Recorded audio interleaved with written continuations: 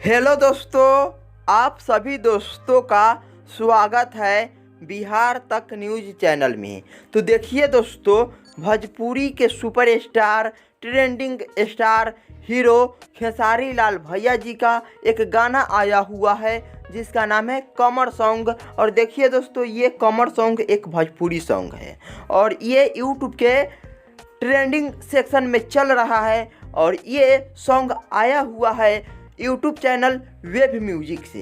Web music YouTube channel से आया हुआ है ये सॉन्ग और ये बहुत बेहतरीन सॉन्ग है।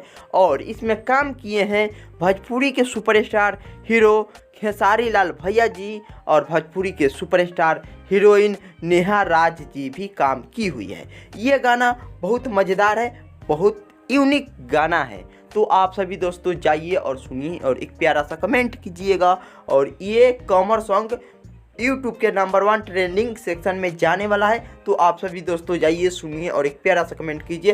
प्लीज़ दोस्तों, मेरे चैनल पर नहीं होंगे तो सब्सक्राइब कीजिए।